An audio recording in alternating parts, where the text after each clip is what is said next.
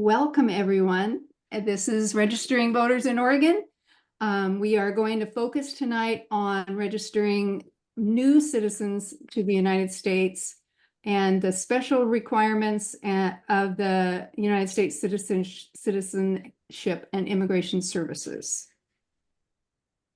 We always like to start our meetings with a little reflection that'll just get us in the right frame of mind. So first is the vote is precious. It's the most powerful nonviolent tool we have in our democratic society, and we must use it. That is, as you might expect, John Lewis, an American statesman and civil rights activist. And this one, by voting, we add our voice to the chorus that forms opinions and basis for actions, as Jens Stoltenberg, the Secretary General of NATO. So now I'm going to stop really quickly before we dive right into this and ask everyone to mute yourself unless you are speaking, which we invite that during the presentation. If you have something that you want to question, just speak up. All right. Okay, well, I'll take it from here. We're going to cover tonight who needs to register, filling out a voter registration card, with the questions that we have found that voters frequently ask, how absentee ballots are used in Oregon, organizing a voter registration drive, and then finally the USCIS requirements, which are a little specific, and Mimi's going to go into that. So first, who needs to register? So, and I put that little re on there because sometimes people are already registered, but they need to do something to update their registration. So we call that re-registering. We're looking for people who've recently turned 18 or will be 18 by election day, voters who may have moved or have changed their name, voters who want to receive their ballot somewhere other than their residence, and also any voters who might have recently been released from incarceration. Now, up until all of those you can do online, and it's really easy, and we help people do that. But there are a couple things that they have to use paper for, and one of them is if you need to change your signature, which happens often with older and younger. So the youngest voters and the oldest voters are the ones who normally need to do that, have that signature change. We've also occasionally run into people who had a broken arm or something and have to sign with their wrong hand. And so we have them fill out a card so they get the signature that will match their ballot. And then finally, of course, new US citizens, which is what we're all about tonight. Okay, now we're going to turn to the form itself, and we're talking about Form SEL 500 from the Oregon Secretary of State. You can find this form online, but you will have paper ones if you're engaging in a voter registration drive. Or if you come join us in Portland for the naturalization ceremony voter registration, we'll have the forms there for you too. We're going to break this down and take it step by step. What do you use this card for? You use it to register to vote or to update your information. Is somebody moved since they were at the last election and voted? They need to re-register. You need to use a black or a blue pen. This seems pretty straightforward, but you might be surprised the number of people who said, you know, I always write with green or pink ink. Not on this card. Don't do that. You have to make sure, of course, once they've completed the card that they sign the form.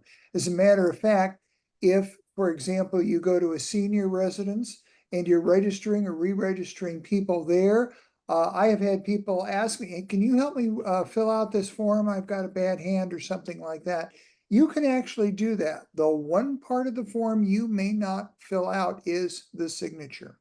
And the last part of this is mailing or dropping off the form at your county elections office. When we do this at the Portland naturalization ceremonies, we take all of them from the ceremony directly to the Multnomah County Elections Division. And by the way, if you're doing a voter drive and you're registering people in Eugene and you get somebody from Yamhill County filling it out, you can take that form and turn it in Eugene, because all the clerks will send it to the other 35 offices as required. So once we drop this off, or submit or mail the form, the county elections department, after it receives it, will in about 2 weeks send a postcard out basically confirming that they got your registration. How old do you have to be to register? In Oregon, you have to be at least 16. You may not vote until you've reached until you reach the election at which you are 18 or older. So you can pre-register, and a lot of kids like to do that. You're old enough to do that, give it a try. So Chris, go can ahead. the other Yeah. thing about 16, between 16 and 18, you can't do anything online. Mhm. So that's the other thing. If you have to use a card if you're between 16 and 18, I forgot to say that one. Yeah, right. Mhm. Okay, and then deadline to register to vote is the 21st day before the election. For the fall election, it is October 15, okay? Because the ballots start to be mailed out on October 16th. And you have to be a registered voter if you're intrigued by some proposition that's floating around, a ballot measure to take certain action or to create a certain law. If you want to sign that petition, you have to be a registered voter. Donna Cohen. Yeah, so if somebody is 17 and they go and they get a license, they're getting registered through automatic voter registration, right? Yes. So then that's it. And unless they change something, they never have to go to the, okay. Right, except they're automatically registered as not a member of a party. But they can choose a party They then. can they can want, choose a party if they choose to. Most of the time, I mean, almost 100% of the time, young Right. 16-year-olds getting their driver's license don't choose a party. Don't you? Right. And if they change, when they do choose a party, they don't have to go back to the office, though. They don't have to, the signature No, is still on but file. if they're not 18 yet, they have to do it with paper. Because between 16 and 18, you can't do anything online. But I mean, if they've gone to get their license, the driver's Yeah. license, Yeah. then they're registered. So they can Right. change the registration, their affiliation online, though, right? No, Not between Not 16 and before. 18 years. Okay, all So right. that was my point. I'm sorry I That's didn't make that clear. Yeah, okay. if you're under 18, you are pre-registered to vote, but you are not in the voting system, so there's no online. You can't do anything online until you turn 18. Got it. Thanks. But you can do another card. You can fill out a card. If you're 17, fill out a card. Most of the time, what young voters need to do is fix their signature, because the way they sign for their driver's license is usually not the way they're signing when they're 18 years old. Okay, the other information that the left-hand side of the form has is numbers you can call for information, including in Spanish. There's an information disclosure there that information submitted on the voter reg card is a public record, but information submitted in the Oregon driver's license section is by law held confidential. If you have questions on any of these, you'll find on the other side of this piece of paper the address and the phone numbers for every county clerk in Oregon. So call them up and ask them, they'll tell you what it is. Let's go back to the previous slide for a second. I think, yeah. And then on the lower right here in that big box, you basically have to provide one of three kinds of information. The first is your Oregon driver's license, permit, or ID number, which is usually pretty straightforward. Most people have to dig it out and copy it. They haven't committed it to memory. But the alternative, and the second alternative, is the last four digits of your social security number, if you have one. And you just put those four digits in there and you're good to go. If you don't have either of those first two categories of information, you have a little more painstaking one that's going to have to be done in public. You're going to have to present acceptable identification, such as photo identification, a paycheck stub, a utility bill, a bank statement, a government document, or proof of eligibility under a couple of federal acts, the Uniform and Overseas Citizen Absentee Voting Act, or the Voting Accessibility for the Elderly and Handicapped Act. And that information you're going to provide is listed on the form there. Then we're going to go to the right side of this form. Well, maybe we're gonna go to the back side. Okay, here are the clerk's offices, all 36 offices for the 36 counties. If, as a matter of fact, when you're doing this and you're using the Form 500 that has the fold over mail option, what we frequently do, and we use this in Portland at the registrations there, we will circle the Multnomah County or wherever they are, Washington, Clackamas County, we'll circle the address and then also point out that they have to affix a stamp to it. So it takes 2 more steps. And from my way of thinking, the more steps you add to the registration process, the greater the likelihood somebody's not going to bother to do it. So we do, when we're there in Portland, we stress the fact we're going to take these in. If you fill it out right now and complete it, we're going to take it in. It'll be in the hands of the elections official this afternoon. So keep that in mind when you're doing your voter registration drive. Okay, what else now? Oh, The top half. Okay. This is this you're is you. go ahead. No, this is you. Okay, good.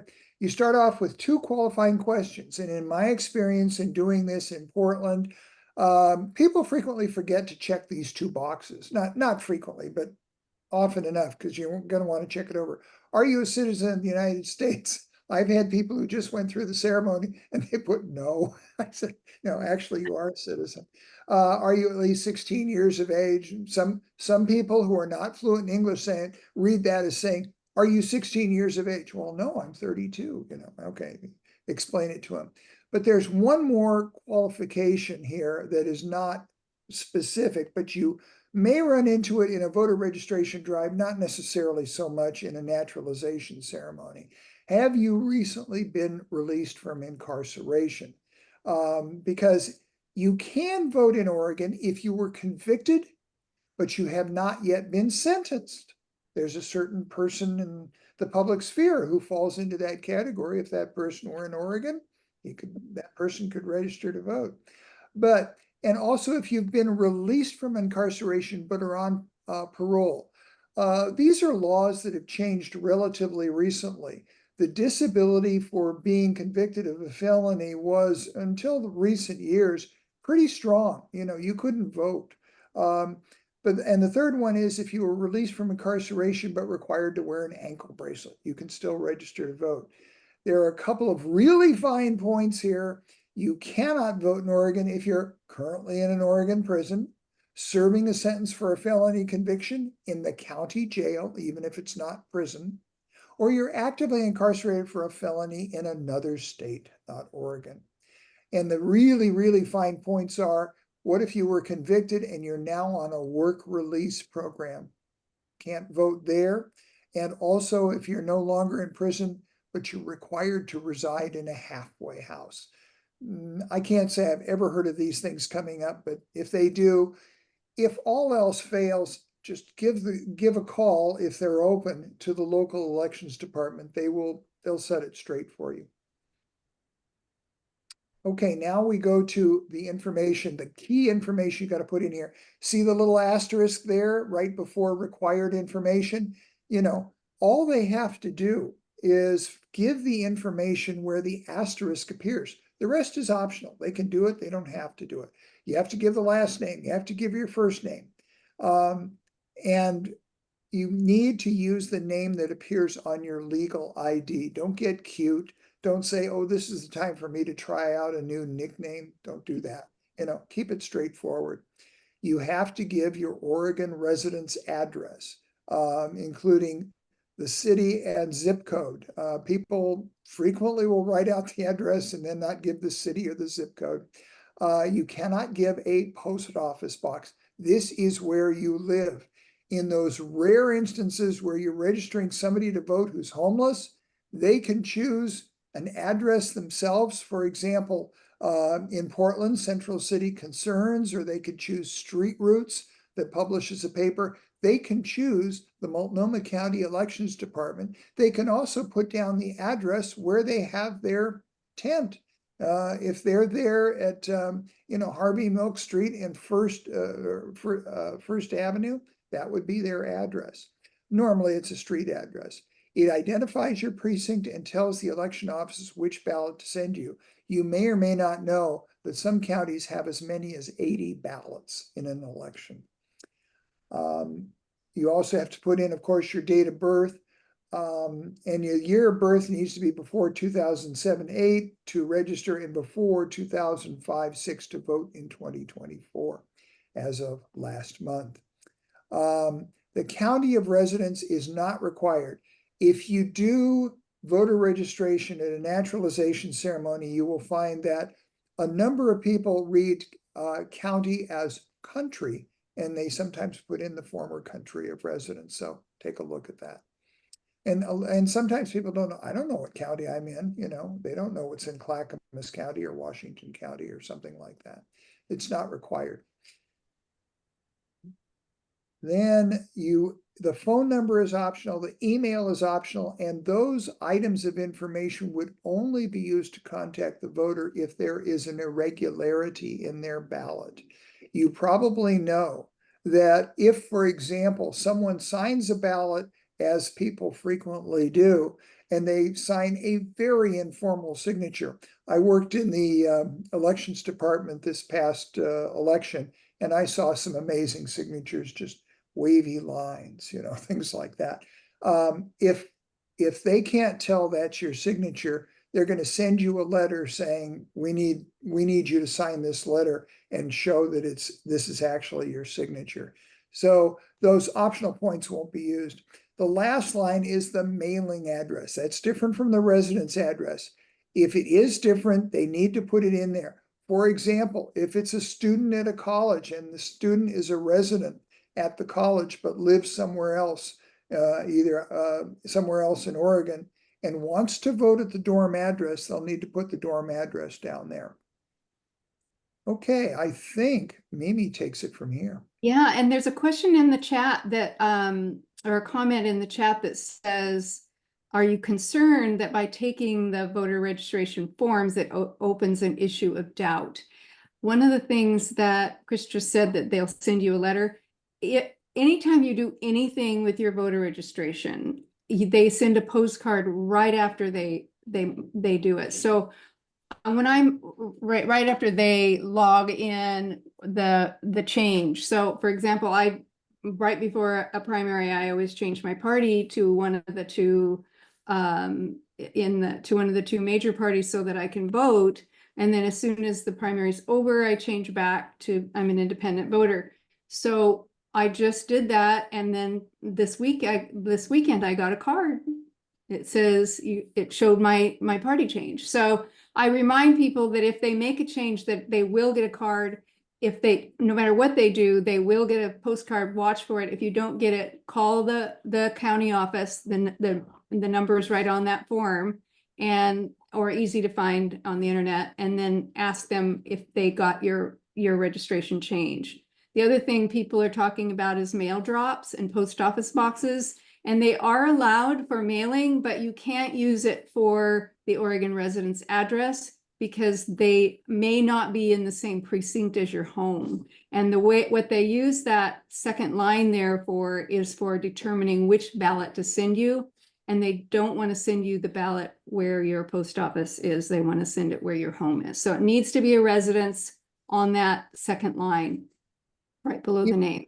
Mimi, there's a question there about clarifying the address for college students. Yes. So do you want me to answer that one? Yeah, go right ahead. Okay. So there are a couple different ways that college students can deal with making sure that they get their ballot. And some college students really are really connected to their home county political situation, and so they really want to vote on the same ballot as their family and from their home address. So for example, I did most of my work in Deschutes County and with college students, and we had a lot of students who didn't live in Deschutes County. They might have come from Klamath or Crook or Jefferson County, and they really wanted to vote with their Klamath County ballot. So they put the Klamath County address, their family address, on that second line. But then at the bottom, they can put their mailing address as their school box, their school mail box. And so that way they would get a Klamath County ballot and it would be sent to their school in Deschutes County. They also have the option of voting. A lot of times I ran into lots of students who really didn't get involved in any politics until they went to college. And so now they're in Deschutes County going to school, and they really are more connected. They're working for on political campaigns in Deschutes County, and they'd really rather use the school address for their ballot. And so they can do that so long as it's a mailing address. So they use the school address as the residence, and then that would change. And then when we get to the bottom of this, I'll tell you more about that when we get down to the bottom. Is there anything else on there, Chris, that? I just want to make a comment. Maybe, I'm not sure if this is Deanie's question, whether she was concerned in a sense about the security of Mhm. people taking, the completed forms to the elections office. Mhm. Generally speaking, unless, you know, something's gonna happen, I think it's a fairly safe process. I will say that speaking only for Multnomah County, they bend over backwards to try to get someone registered. They will give them, in a sense, the benefit of the doubt. They will help in many different ways. For example, through that office and perhaps through the Secretary of State's office, you have more than 20 languages that people can talk to someone to get answers in that language about the registration process. So there are all kinds of different ways. And the question Abigail's got, I'm going to have to take offline to figure out what Yeah, the. I think you're right, Abigail, but I'm not 1000% sure. I think you might be able, if you're homeless, to use a post office address. I've never given that advice to homeless people, and a lot of the voter registration I've done has been outside of libraries, and you do see a lot of homeless people there. So one of the things that we always tell them is usually there are lots of food banks who allow homeless people to use their mailing address, their actual address, physical address, to get a ballot. And there are also some of the like some homeless people can use a relative's address. It just has to be a place where you could get mail, or where you might be able to pick it up. If not, and we can get to this later too, but it's also possible that homeless people can just go into a precinct. So long as they're registered, they can go into an elections office. There are always a couple of booths there, and as long as they can identify themselves, they need to take ID with them. They can get a ballot and vote right there. So they don't have to go somewhere and pick it up in the mail. We're going to talk about this stuff later too. Yeah, and you all probably know this, but for those diehards among you who really, really, really want to vote in person, you can go into the county clerk's office, okay? And they will make a ballot for you, and you can vote there if you really want to. Yep, that is going to come up later too. So now I'm going to take over looking at the bottom half. And while I'm doing that, Chris is going to keep an eye on the chat. And Chris, holler at me if you need to cut in. And you guys too, just if you want to turn your mic on and interrupt me, I'm more than happy to do that. I want to make sure we do this, get your questions answered in real time. So now we're going to look at the bottom half. So Chris took us through the top, and that was all the information to identify the person. Now we're going to identify them with their numbers. So first thing we always look for, of course, is an Oregon driver's license. Occasionally you might run into someone who has an out-of-state license. That I happen to say it happens a lot in Deschutes County because people are, live half the year somewhere else, but they still vote in Oregon. And so they have an Arizona license and they just have never changed it because they just, sometimes people have just moved here and they don't have an Oregon license. So in those cases, if it's not an Oregon driver's license, we're going to have them, if they don't have that 7-digit number. Oh, by the way, I'm going to tell you about this too. A valid Oregon driver's license is any or permit or ID, legal ID. Those all count the same, have the same weight. If a license has been suspended, it's still considered valid. If it has been revoked, it's not. So if they volunteer that their license has been revoked, then you need to say, okay, then let's make sure we use your Social Security number in here instead of the license number. One thing I've run into in senior centers, I do a lot of this in senior centers as well, is that they will often have expired driver's license and they don't drive anymore. So what I do is have them do both, because they like to write it down, and usually you'll know because the license itself is punched. It has a little hole in it.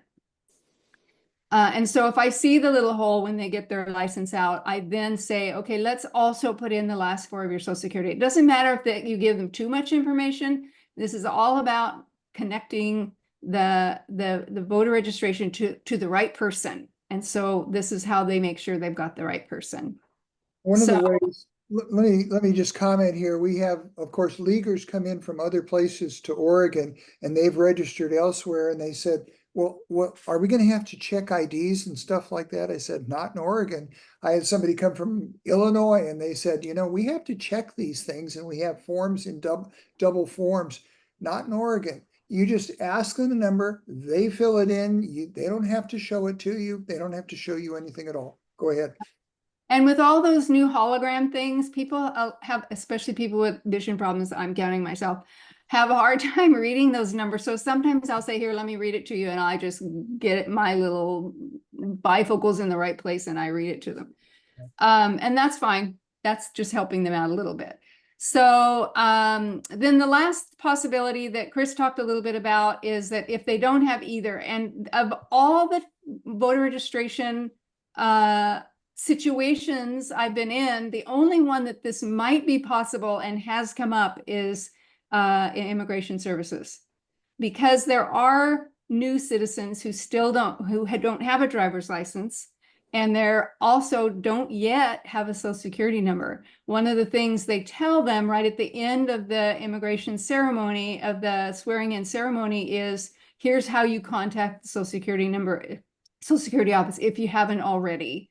And some of them have a social security number, and there are a few who don't. I wouldn't say the majority. I would say the majority definitely already have one, because most of them are working and paying taxes. Okay, then let's see. Then that whole long list that's over on it's just to the left of this box is where Chris was showing you when he was showing you the whole inside. That's that whole list right there. And then now the hard part is political party, and hard because we have to sort of hold back and not give them any advice. Sometimes they ask questions. This happens particularly and often with young people. Donna, do you have a question? Yeah, I just want to clarify again. So if they have a social security number, they can use the last 4 digits and that's their ID? If they don't have a driver's license, the last 4 of their social security will ID them. But that can't be checked if they're only giving partial social security number. Well, the last 4 digits of our social security number are unique. Yeah. I understand that, but that doesn't allow the state to look them up, for example. I can tell you, having done some of this in the last month, there is a database that has all that information. They are checking. That is available to those who are checking the numbers. So I was surprised, but it's all right there. And the other thing that concerns me about this is how many public utilities use your last 4 digits of your social security number for ID. I know a lot of times I have to fill it in for things. I can't think of anything right offhand, but it does come up that they only ask for the last 4 for your privacy. Yes, but I just mean it's out there too much, in my opinion. And so, I'm okay. This is just a way for them to check and make sure they've got the right John Smith. Okay. So if there are multiple people with the same name, they have all these different ways to make sure they've got the right one. Okay. And one of them is to have a driver's license. If they don't have a driver's license, they can double check with the social security number. Okay, so we're back to the political party. And one of the kind of interesting things about Oregon, and it's really important when we're registering people for a primary, not as much for the for the general, but these are all the different ways in Oregon that people can be called non-affiliated. All of these party affiliations are called are part of the group of non-affiliated voters. So it's a lot. There's a lot of ways to be non-affiliated. There's only 2 ways to be affiliated, and that's with the Democratic or Republican Party registration. For the general, which from now, well, from the date of the primary forward, we don't have to worry too much about it, but it is good, I think, to do the education that goes along with what does it mean to be in a 2-party closed primary state? What does that mean to me? Particularly with young people, because more than half, I mean, literally the majority of the 18 to 25-year-old voters are non-affiliated. And that makes a huge difference when in the primary, because for example, the last primary, 2022 was the last one I had numbers for. I'll have to go check the 2024. I don't know if they have everything, all the data out yet, but in 2022, which was a big primary because we had a governor's election that was hotly contested, and like 16 people on the Republican ticket and 11 or 12 on the Democrat ticket. I mean, it was a big deal, and you know, the airways were just full of advertisements for all these people running for governor. And in that election, 7% of the 18 to 34-year-old non-affiliated voters turned in a ballot. They just simply recycled it because they got their ballot and there was nothing on it but not uncontested judges, and why bother? So this is why that education is really important, that before a primary, people need to know, go in, and I always tell them, my personal experience is I do it. Before every primary, I go in online, takes like less than a minute, change my party to one of the 2 major, and then after the election, I go back and change back again. Mimi, I have to slide in a couple of naturalization stories on political party registration. I had one lady from India who listened very carefully as I explained, you know, you don't have to choose a party, but you may. And she sort of poised her pen over the list there, and she said, well, which one would you recommend? And I said, we can't recommend it. And then another lady came from Germany and she said, well, let's see, there are all these parties here. With all these parties here, how much work is it to join a party? And I said, you check a box. She says, it's not very Germanic. Yeah, doesn't cost anything. That's the other thing. Is sometimes the people who are new citizens will say, well, is it free? Yeah. Right. Yeah, that has come up a couple of times when I've talked to people about parties. The other group that always, I would say just about always has that question is college students. What party should I join? Or what do you think? And we have to really sort of tiptoe around that. Now we want to, there's a clarification there, Mimi. Whether Okay. non-affiliated are those who chose no party, and are you saying some of the non-affiliated includes the smaller Yes. party? I Okay. am non-affiliated because I'm an official member of the Independent Party of Oregon. So I am a non-affiliated voter. Every voter who is not registered as a Republican or a Democrat is called non-affiliated, not to be confused with not a member of a party. Because not a member of a party is part of the non-affiliated group. And I have to say it's the largest part by far. Most of the other, independents are maybe 5% of the voters, and the others altogether add up about 2%. So there's not very many of the other than not a member. I'm a wonk. Can you tell? I love numbers. I go in as soon as the election's over, I go into the Secretary of State's office and I dig around in their data. Okay, Lisa, question? Thank you. So what do you say to people when they ask you which party they should belong to? I mean, you say you can't tell them, of course, but I mean, it feels like that's a Herculean effort for someone brand new to like have to trudge through. What is your answer? Well, this comes up most with kids, young, like college voters, college age voters. But what I always say is go online. They know how to do this. Google the parties. You've got the whole list there. Go see what they stand for. Look at their websites and then compare their values to your personal values and find the one that fits the best. I have my own story, which is I can't find one that's perfect for me, but I'm pretty good. Like I'm between stuff. So that's why the independent party feels like a good fit for me. But and everybody has the right to choose what they want to choose. But before a primary, I'm pretty adamant that it's okay to be a Pacific Green Party or Working Families Party member. I love that about you.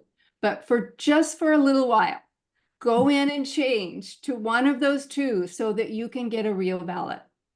Okay. Okay, Janelle. Oh, Janelle, you're That- going to be with us on Wednesday. Yes, and that pretty much answered my question about how to talk to a person about, if you really want to vote in the November election for a president of the United States, you pretty much need to choose a Democrat or a Republican Not party. for November. I'm really glad you said that. Not for November, only for primaries. In the general election, we all get the same ballot. So Okay, great. now we can say it doesn't matter now, but remember that at the next primary, before the primary happens, before the deadline for registering, get into the website and change to one of the two parties. And then just don't forget to go back again so you can go back to what you really feel like you are. Okay, great. Thank you. It is kind of a little tight wire. You gotta, navigate. All right, everybody okay so far on that? Did I answer Joyce? Did I answer you? Oh, Joyce, hi. Did I answer your question, Joyce? I see that in the chat that you said non-affiliated or those who chose no party. Right. Yes, you did answer it, but that was so different than what I was told before. So I'll have to readjust. Yeah, The non-affiliated were people who had not chosen a party, and the smaller parties, they really had chosen a party, so they are affiliated. they have chosen a party, but it is not one of the two major parties. So for the purposes of the primary, they are considered non-affiliated. They won't get a ballot, but I guess and this is probably not necessary to talk about, I have 55,000 non-affiliated voters in Deschutes County. Mhm. I believe those 55,000 are people who have not chosen a party. That for the most part, you are right. Okay. Because way the majority of non-affiliated voters have selected or have had selected for them not a member of a party. Remember, the Right. DMV automatically selects for every 16-year-old getting their driver's license, not a member of a party.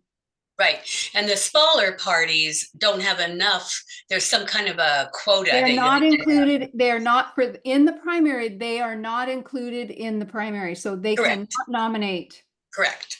So, and so non-affiliated voters in the primary do get a ballot, but it only has nonpartisan Right. election, either nonpartisan races and it will have ballot measures. Okay, So yes. ballot yes. measures and judges and Parks and Rec and Right, water okay. districts. Then, we've been telling people correctly then. Just wanted to verify. Thank you. Yeah. So not a member of a party is actually one of the parties you can check. And the others, all of that whole group of other than Democrat and Republican altogether are called non-affiliated for the purposes of the primary. Okay, I know this sounds so crazy. All right, so next thing is the signature. Chris talked about this a little bit too. There's a line that must be where the signature must be. And we are not messing around in the state of Oregon with voter fraud. If you sign this card knowing any part of it to be false, you can be fined up to $125,000 and imprisoned up to 5 years. I always point this out when I'm registering voters because I think it makes, to me, I think it makes them feel more assured that people just aren't going to do this lightly. It's a felony. And so signing this and putting something in here that's fraudulent is going to get you into serious trouble. So I always point that out to people, and then we've got to get the date on there. And then as the voter registration drive person, I have 5 days to get this into the office. It's also true that if they take it to mail it, they have 5 days from that date to get it, to have it, to mail it. So if they're not going, if they're going to take it themselves and put a stamp on it for one reason or another, I just tell them, don't date it until you're getting ready to mail it. That way they don't have to worry about it. And occasionally that will happen. And one of the ways it happens is if they're back up there, they don't have a driver's license number or a social security number, and they have to do that whole all something from those proof of your address and all that stuff. If they have to do one of those and walk into an elections office to do it, then I tell them you need to sign this and date it when you take it in along with that, and they can do that in front of the clerk. Mimi, there's a question whether crossouts correcting information on the card are permitted. They are permitted. And remember, it's going to be a human being that reads this. So make sure it's readable. If it isn't readable, when people have just scribbled and messed it all up, I just say, let's just start over. Mhm. And I tear that one in half. And I put it in my recycling and make sure it doesn't get out anywhere. That's another thing we have to be careful about, not, being really, keeping the forms very secure. So now I'm glad Joyce is here because we have this 5-day, okay, I'm going to stop and answer Hannah's question. Thanks, you unmuted me. I'm thinking about the polarization and difficulties at various voting stations where one party or the other is trying to intimidate. And so I'm wondering if with this situation where we're taking registrations in and then offering to take those to the county office, have you run into any hassling from No, we haven't. And one of the about things, that? yeah, one of the things, I'm going to answer this, Kristen. If you have something to add, you add it. But one of the things that makes our situation kind of unique in Oregon is we don't really have polling places unless you call your ballot, drop off ballot Yeah. boxes. And so occasionally I have heard of, people who've gone to the ballot box and there was somebody standing across the street looking menacing. But, we haven't had any issues with people trying to, they don't know where we're going to register vote. Especially they don't know about, these kinds of things, the new citizen voter registrations. So it hasn't happened. It's going to be kind of an unusual situation, I think, in Oregon, just because we all vote by mail. What do you have anything to add to that? Well, can I interrupt for a second? I'm just Yes. thinking that here in Oregon, given how, secure the vote by mail thing is, the only way that someone who wanted to could hassle is if they monitored voting registration tables and then, took pictures of the people who were there holding the cards and yada, yada, yada. That's where I think Yeah, it has never happened. I've never had Okay, it happen. good. Yeah, Good. I've worked in pretty conservative areas and then also in pretty liberal areas, both, downtown Portland and also in Redmond Library and Lapine Library. I've never had anything but people walking by and just saying thank you. So I can appreciate what you're saying because you can see that this might happen, but I have never had it happen. Good, thank you. Yeah.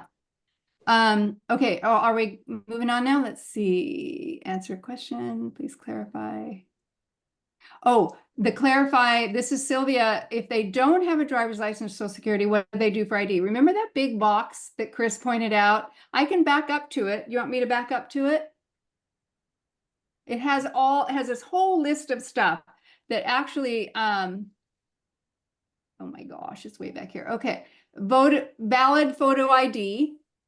It might be an out-of-state driver's license that they can validate, they can verify. You could have a paycheck stub, utility bills. So these are going to be items that would verify your precinct residence address. any kind of a government document. And then there's also that whole Uniformed and Overseas Citizens Absentee Voting Act. My daughter lives in Norway and she votes under this. And there's also the other measure that's voting accessibility for the Elderly and Handicapped Act. So there are identifications that come with those, proof of eligibility for those. Okay, now I'm going to get back to where I was. Get to watch all my fun things happen here. Okay, yeah, and then the date, and then up to 5 days. Okay, so now I'm going to tell my Deschutes County story, which I had. I'm glad Joyce is here to speak to this if we need her. But they say in the election rules, in the Secretary of State election rules, that you have 5 days from that date to get it into a county office. So I always make, as part of what you plan when you're doing a voter registration drive, is plan how you're going to get them into the office. And so we always think, okay, if our voter registration drive is on a Friday afternoon and we're not going to get done in time to get into the office, then we've got to get them in on Monday. So that's sort of the trick to that. So you got to secure them, lock them up somehow, and then take them in on Monday morning. So, but they do give you 5 days. But there was an incident. Now, Joyce, tell me if I get this wrong, where somebody had done a voter registration drive, and then they either took them in and found a few that got sorted in a different spot, or they found them and they realized that they didn't have them in on time, and they were panicked because there were like 8 or 9 people that probably didn't know they weren't registered to vote, and they had trusted us to do it for them. And so Joyce is nodding her head. Good, I'm getting it right. Okay. And so actually Joyce and I had a conversation about that, and she took those in to the elections office in Deschutes County, and they said, oh, we know it's a rule, but we're not going to keep people from being registered. And they went ahead and did it. So I'm not going to speak for your county office, but they are first and foremost there to register voters. And one of the things I found in even being out and working with people, being out doing a voter registration drive and registering voters, sometimes a question will come up and I don't know the answer. So I call the number, and a person will answer that phone, and those numbers are right on the back of your card.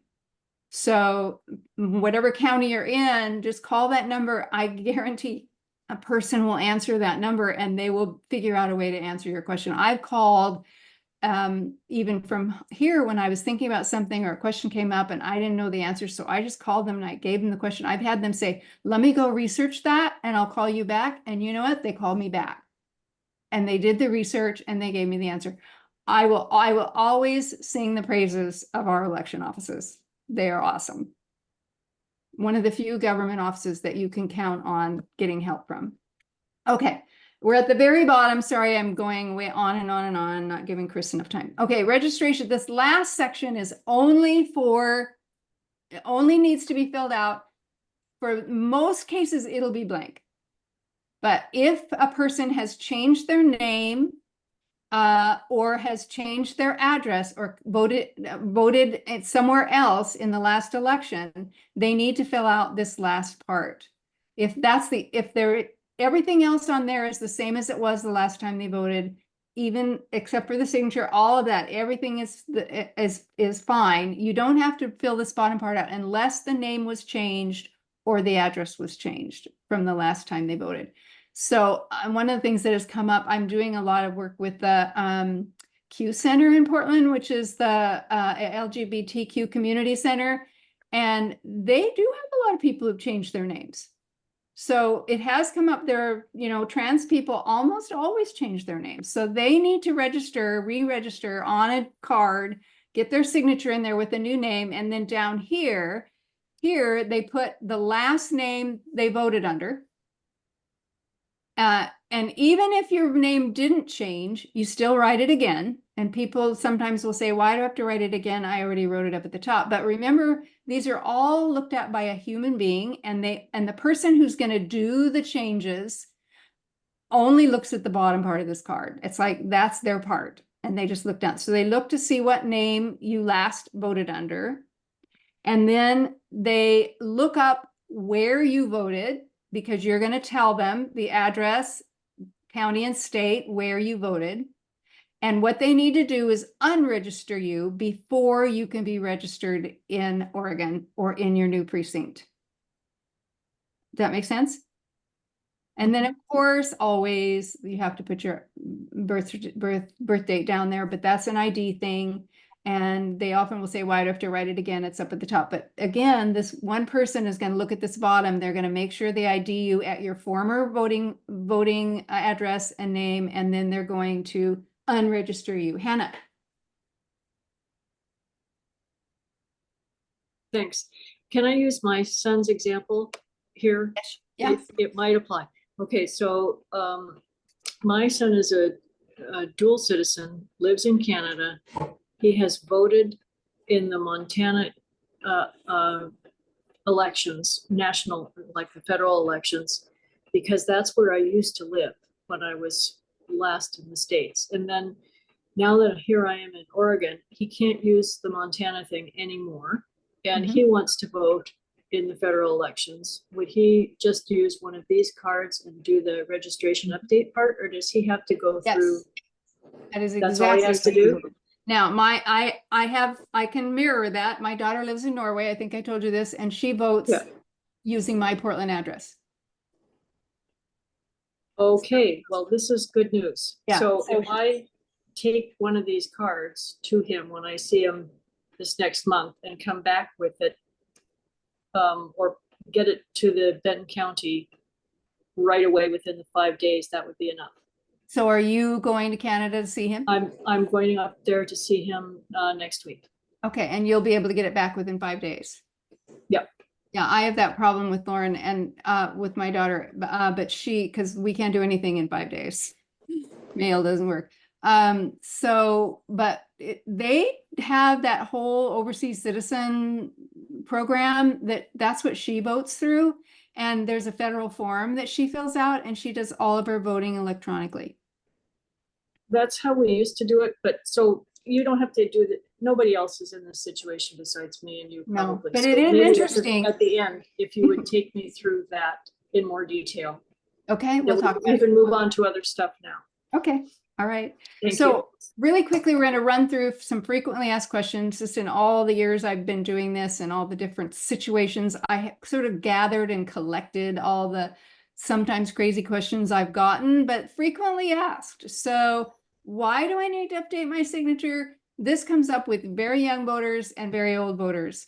Most of the time it's because their signature no longer looks like it did when they were first registered. And for 18-year-olds, often the way they signed on that little plastic thing with this plastic stylus when they got their driver's license, it doesn't look like their signature anymore. Young people's signatures morph more than, faster than anything. So usually they need to update their signature, and also older people, because just of mobility and motor issues, their hands sometimes are shaky and weaker, and their just signature doesn't look the same as it used to.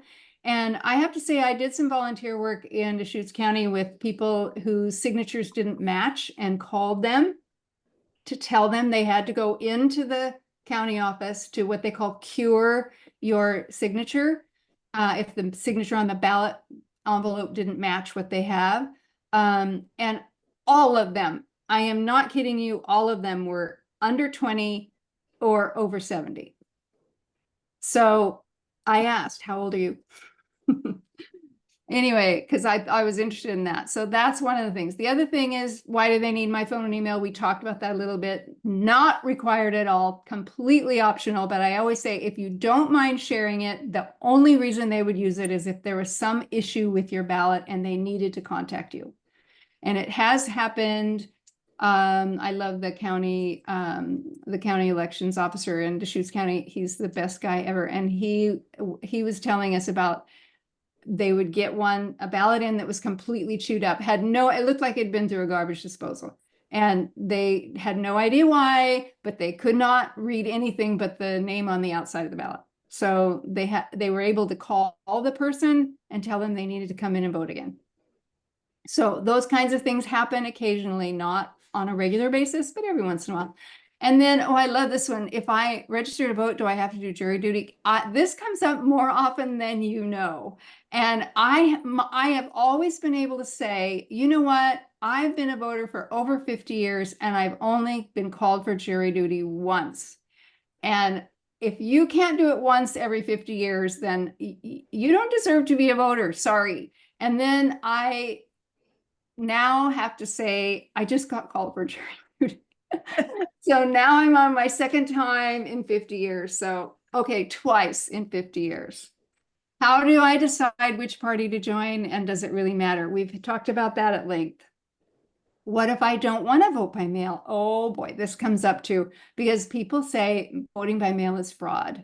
It's just fraud. There's so much fraud. And so I say, you know what? Totally your choice. And it's totally my choice. I'm going to choose to vote by mail no matter what. But if you don't want to, you can go into an elections office anytime between getting your ballot and election day, and you can say, I want to vote here. And you can take your ballot in, and they always have a couple of little voter booths in there. You can go take your ballot and vote in the booth and then go hand it in. And so you always have that option. We are a state of choice. What if my ballot's lost or damaged, or if I make a mistake, can I still vote? This has happened too, where people just got off the line and they marked up all these bubbles and they went, oh my God, everything is wrong and X. And it is okay to XX. It will cause your ballot to get spit out on the first read. They first run it through it'll spit the ballot out if it's got extra marks. So that means it'll be hand or human-eyed to look at it to see if they can figure out who you expected to vote for. Now, Chris, if you are doing your election day work, and you saw a ballot like that, it would probably get kicked out to you or somebody like you, right? Could be, yes. And then would they call this person? But because the information I have had is that they just send a postcard. No, what we were trained to do is we have to ascertain the intent of the voter if we possibly can. But Yeah. otherwise it will be bounced back to that, so. And then I think what they do then is they send a postcard to the voter that says your ballot, you need to come in and cure your ballot. You need to come in because we were unable to discern the intent of the voter. That's exactly the words they use. Okay, what if I've been convicted of a felony? We talked about that. How often am I allowed? Oh, this is a good one. You can change your voter registration as many times as you want. You can change it every month if you want to, every week if you want to. The last one in is the one that is the one that they look at. But Chris informed me that they still have all the old ones. Is that true? So they can still, the people who are actually examining your ballot can actually look back. So if your signature doesn't match, they can look back at the one before or the one before that, and they can check it against previous signatures. But just know that if you change your name or you're updating your signature, the last one in is the first thing they use. Can I vote if I'm homeless? We've talked about that. Are there any other questions about that one? Okay, and what if I'm away from home during election? This happens a lot of times in Deschutes County. I'm sorry, I talk a lot about Deschutes County, but I lived there for 20 years.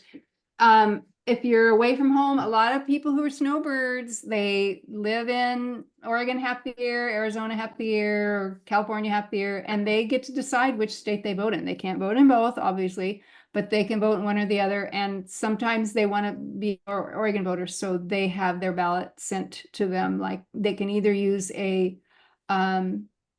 actually, probably for somebody who's a snowbird, the best thing to do would probably be to use what am I trying to say, Chris? Absentee ballot. Yeah. Right. I love it when I forget a word and then it comes back. Okay. Now, here you go, Chris. Okay, a quick question here. If I move to another apartment, do I have to update my registration? I would do so. Yeah. Yeah, I wouldn't. It's the same complex, but If it's a different number, you Yeah, want to, because this is one of the laws about ballots is they can't be forwarded. yeah, right. So legally, the postman cannot put it in a different box, even if he knows. Yeah. Well, we've taken up an hour of your time, so I'm going to slip through this pretty quickly. If for absentee voting in Oregon, it's form SEL 111. You can find that on the Secretary of State site, but on the next slide, we have an example of it here. You use it for if you're in the armed forces, the merchant marine, temporary living outside the territorial limits of the US. And the reasons you might use an absentee ballot in Oregon, you'll be on vacation during the election, you're a college student living away from home, you live part of the year elsewhere, snowbird, or you're temporarily displaced as part of a natural disaster. The form itself is very similar to the one you've already seen us do. The two major differences are in the center on the other side, you have to pick the location where you want the ballot sent to. Do you want it sent to a particular address? That's the second one. Or are you going to pick it up yourself in person? That's the first one.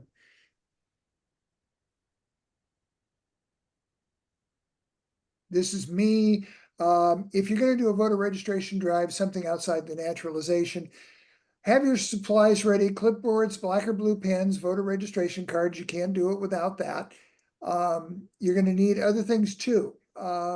If it's a good voter registration form, a good registration drive, what else do we need, Mimi?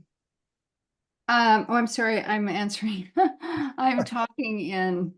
Okay, work with at least one other person, just for safety, convenience, and efficiency. It's easy to talk to people. Would you like to register to vote so you can vote the next election? That gets the conversation started. The major thing you want to find out is, do you live in Oregon? If they don't live in Oregon, you're not going to register them. Have a connected device with you so you can check with the Secretary of State's office, and it's always better if you can to use the voter's device. And have the QR codes that access the Secretary of State's office right away, or website information available for voters to check their registration. They will be impressed if you do it using their machine or their device and say, is this your registration? Is this your address? Yeah, and is that the party you wanted to be? Yeah, okay. Keep track of the completed voter registration card and have a plan for delivering them to the elections office.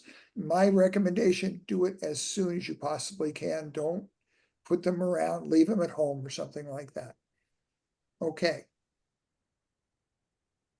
And this is our QR code for the Oregon Secretary of State. You should have that if you're doing a voter registration drive. People say, oh, I can register myself online. Click, okay? You can do it that way. Next slide's all yours, and I think we're almost home. Okay, I have one question. Yes, Janelle. Okay, you said to have a device with you. What Your was phone, that? a phone or an iPad. Oh, Sorry, And the reason why we say use theirs if you can, if they have it with them, is because then the search history is on their device. And then if they need to, replicate that or go back and look again, they can at least go back and see what they're. Yeah, okay, so great. that's why it's always the best idea to use theirs if you can. I mean, a lot of times working in senior living places, the people will come up and I'll say, do you have your phone with you? And they take it out and it's a little flip. Yeah. There are a couple of Here, questions. you can use mine. There are a couple of questions here. Okay. If we signed up to help you, will we have the supplies available? Yes. Absolutely. You're with us, you have it. If you are going to plan your own, like if you're doing your own in your local area, go to your elections office and they will give you a pack of 100 voter forms. And you can also get several other languages. We usually have a few in Spanish with us, especially for the immigration services registrations. But we have a big pack of the, and the other thing we found in the last couple USCIS registration, in the last couple of USCIS events, they handed out a voter registration card to every person when they checked in. And they didn't always do that, but in the last few, they've done that. So every single person already had the card. So then when they walked out, we said, is there any way we can help you make sure you get registered to vote. And they were more than happy, most of them, to have some help. And if you want to do naturalization ceremonies, they are almost entirely done in Portland twice a month on consecutive days, usually they're done on Thursdays and Fridays, usually about the third Thursday and Friday. They do some in Eugene and in other locations, but we only find out from the USCIS when they announce it. The only ones right now that are outside the federal courthouse in Portland, there's going to be one on Wednesday in Port Clatsop in Astoria. There's going to be one in Eugene in November. Those are the only ones I know of right now that are outside the courthouse. So come on up to Portland. And they're super fun. Just contact Chris. He's the one that is sort of organizing all this. And by the way, this was not a little deal to get the League of Women Voters approved by the Immigration Services to do this for them, because they don't just let anybody go do this. We're a trusted partner, and it took a little bit of work on Chris's part to get us to that point. Thank you. Okay. Thank you, Chris. Yes, thank you, Chris. All right, so there's some things, now we get to the meat here. These are the specific things to the USCIS trainings that they're different from just all the others. Now, everything you've heard up to now will work for any voter registration drive that you decide to do, but there's some special rules that USCIS has. They're not always exclusive, because this first one, for example, is important for all drives, but make sure you safeguard all that personal information that we're collecting from the new citizens, that you have a special place to keep it, that it's safe and secure, and that you keep it safe and secure until it's in the hands of the election office. Following the schedule, and we've got to follow the logistics requirement that the leadership, the people that are running the event, lay out. And in the last few, we've had some of the people are the same as the other ones, so we've seen kind of the same faces at the last few, so we recognize them, they recognize us. Make sure that you have been trained properly on how to register voters to make sure we don't make any mistakes in this. There's whoever is there first, or the person who's the lead for the group, will get there first, and then go make sure we check in with the field leadership to make sure that they know who we are, and they know that we're there and we're ready, and that we make sure that if there's anything particular to this specific facility that we need to know, we ask about that. And then always wear professional attire. I'm thinking of wearing red, white, and blue on Wednesday. I don't know though. What do you think, Chris? Professional attire, represent yourself and your organization professionally, and make sure you wear name tags that identify you as League of Women Voters. And one of the things they ask is that there's no other identification for the organization, so that there's no confusion among the new citizens about who is running this. Yeah, for example, obviously the league sometimes endorses ballot propositions. We can't say anything about that. It's simply what our organization is, and that's all. Yep. All right, the trained members are authorized to provide. So we're going to talk about what we're authorized to do, and then the next slide is what we're not authorized to do. So first, we're authorized to provide voter registration forms. So we will bring them. Like I said, the last time I think the last two times I was in them, I haven't done all of them, but the last two I was in, they actually handed them out to every single person as they checked them in. But also, one of the things to remember about these events is a lot of times the family members will also register or update. So it's not always just the new citizens. Sometimes there will be a young relative that decides they want to also do their registration, or even a spouse or somebody else. So assistance in completing the forms is absolutely allowed, as long as we make sure they do their own signature. We need to review the form and make sure they got everything checked and everything filled in that needs to be filled in. We are authorized to collect the forms and submit them to the local election office. And then we are also authorized to provide nonpartisan educational information on the voting process. So we can talk to them about things like, remember that for a primary election, you need to be one of those two parties in order to get a ballot that has partisan election on it. So that kind of thing we can say, but we can't talk to them about positions or ballot measures or any of that sort of stuff, anything other than just the voting process. Does that make sense? And are you agreeing with me, Chris? I'm Yes, seeing a perplexed look on your face. Okay. These are the things we cannot do. Is this you or me? Oh, this is me. that's you. I think I took more than my fair share. The League of Women Voters must not attempt to influence or interfere with a person's right to register to vote. Engage in religious or commercial solicitation of any kind. I can't imagine that, but discriminate on the basis of sex, race, color, gender, religion, age, sexual orientation, national or ethnic origin, disability, marital status, or veteran status. Collect or retain or share the personal information of those registered to vote, even if it's volunteered by the voter. Use the personal information for any other purpose than voter registration. And finally, after alter any completed registration form. Oh, I had this happen, the last one Chris and I did together.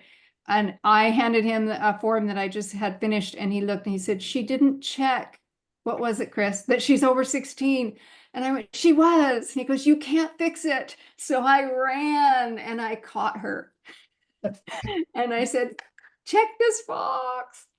You have to do this with Mimi. It's a lot of fun. Yeah. It is fun. A Okay. question from Have Lisa. we answered all the questions? There's one from Lisa Lisa, where are you? with the hand. with the Oh, hand up. Hi, Lisa. I was looking in the chat. Sorry, just real quick. Do we need to somehow, all of us on this call, prove that we attended this so that we know that we've learned what we need to learn? No, I'm going to take our picture right now. Can I turn off the slides? Would anybody? I can turn off the slides now, right? Because I'm going to take our little picture right now, and I think, oh, some of us are gone, but most of us are here. So, and even though some of you have your screen off, your picture off, you still have your name. Who's Oak Ridge? Who knows who Oak Ridge is? I know Jenny. Linda Kammerer. Yeah. Okay, Linda, I have to remember that now. Is it C-A-K-A? It is Kammerrer. E-R-R-E-R. Okay, good enough. I just put it in the chat and I'll keep the chat. Okay, and I see Lisa only says, Sarah says Zoom user, but I can see you, so I know it's you. All right, everybody feel like you've got it figured out? Ready to go? Yeah. I'm excited we're meeting Janelle and let's see who else is here that's going to meet us on Wednesday. We're going to Astoria on Wednesday and we're going to have fun there. Lynn lives in Astoria. Welcome, Lynn. And Lynn is a League of Women Voters member at state because there's no league there, but she's joined the league and we're so excited to have a member in Astoria. Sarah. I saw that there was a question in the chat, I believe from Abigail Bach, about where to find all of the dates and an easy reference for when you're having them. Did you clarify that? Because I missed that part. Chris has them. I can clarify it. It's real easy. They're all in Portland except for Wednesday in Astoria and in November in Eugene. At the moment, those are the only offsite ones that are being done. There was Okay. a Eugene one earlier too, wasn't there? Yes, But there is was. there I guess what I'm asking, is there a drive that we could go to at any time to see the locations and times that's regularly updated? You know what? Chris has that and he updates it often because there are little changes here and there. Yeah, So I'm hoping to put that information online, Sarah. So Sarah, does voter service, state voter service do you have your own folder or drive somewhere that we can just drop it in? I do. There is a voter service drive that it could be dropped into. Okay. That would be helpful. So I'm putting you and Chris. Chris, you know Sarah, right? I do. Okay, so Chris and Sarah, you guys figure this out. Will do. Okay, awesome. We'll do. Cool. Did you get your And then picture? we can let everybody know. Did you get your picture, Mimi? I did. Okay, very good. All right, good. Thank you all. All right. Thank you all for coming. Let us know if you have any questions. We're I easy to do. find. Wednesday. Okay, yay. This is Hannah. So can I just hang on Yes, for a minute yeah. and ask Oh, more Han, about and I was the? calling you Hannah. Sorry, excuse my ignorance. That's okay. That's okay. So please review with me how your daughter is doing her voting, because actually I have two sons who live in different countries. And Isn't they're that both the way it is? interested in That voting. generation are not tied to anywhere. I love that about them. And they want to vote because they have US citizenship and they feel a responsibility. So I need to sort this out for them so I give them the right information. So how they So can I probably register. should, Lauren votes through the overseas citizen, whatever, voting, whatever. That's my daughter, and she's actually a citizen of Norway. So she's a dual citizen, but she Yeah. votes and votes in the Multnomah County, city of Portland, using my home address.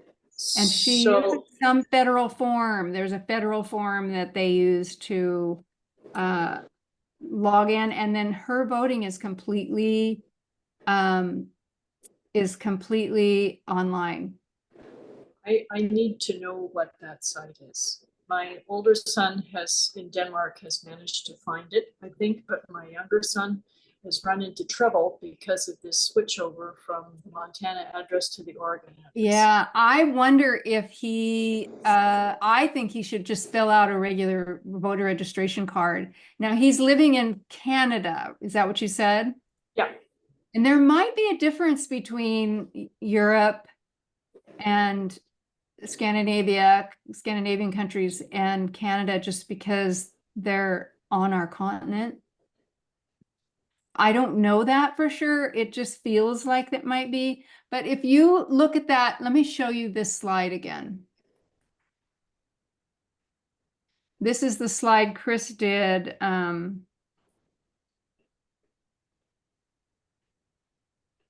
This is the slide that Chris did about the absentee ballot. And see that red box right there? Mhm.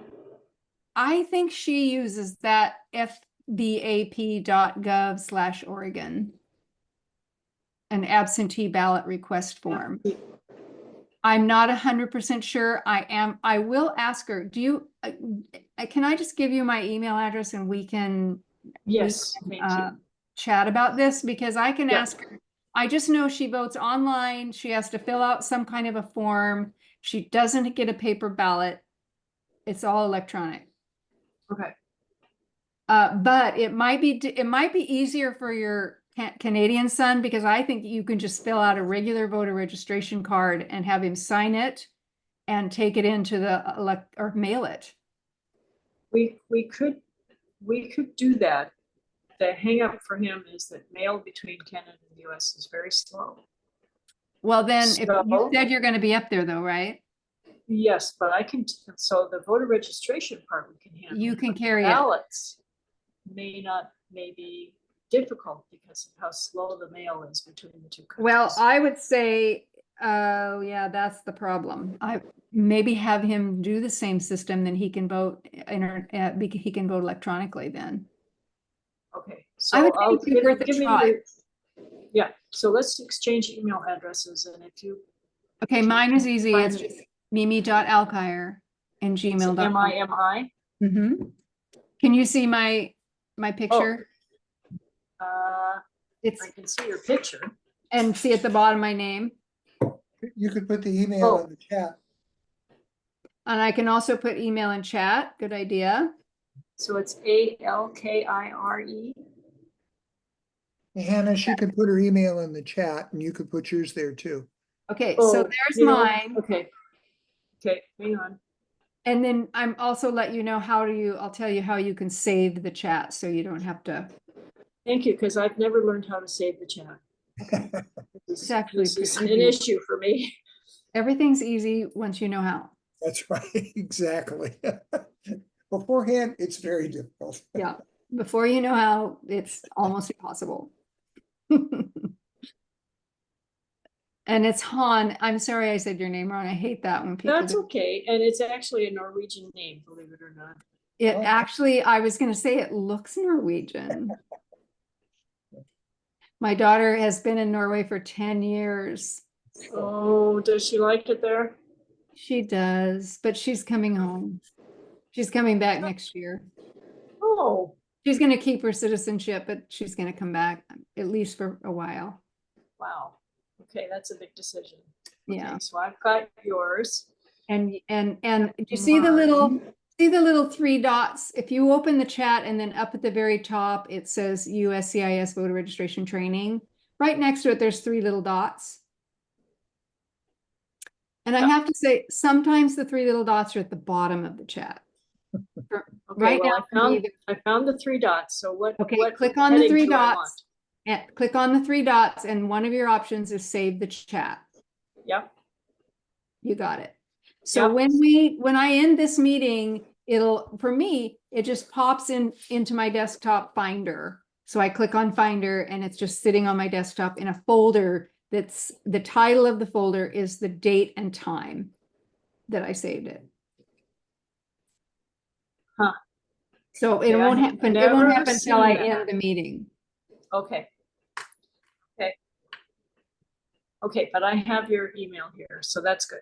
Okay, so, and you can email me and I need to talk to Lauren anyway. We can only have a couple times a day we can talk and it's going to be late in a couple hours. I know about that. I Yeah, know. okay. All right. All Thank right, you thank so you much very for much. coming. Okay, Okay. thank you both. Sure. Mm. Bye-bye. Okay, Bye-bye. bye-bye. All right. Did you think it- that went okay? Hey, we had 25 people. I predicted. And it was 28 at one point. Was it up to 28? I Okay. know we missed a couple at the end that left early, but that's okay. We And had. we did it, and we started at about 7:10. Mhm. So Yeah. we did it in an hour and 15, and that counted talking to Han. So Yeah, yeah. That was interesting. No, it was good and they seemed to be engaged. And thank you very much for doing all the slides, and all the animation. So it worked pretty well, I think. Yeah. I've done this so many times though that it's like I could do it in my yeah, sleep. it's fun. Good. Now you don't have to do as many times. You can just say, have you seen the movie? Yeah. Go watch the movie. That's right. I forgot to stop recording.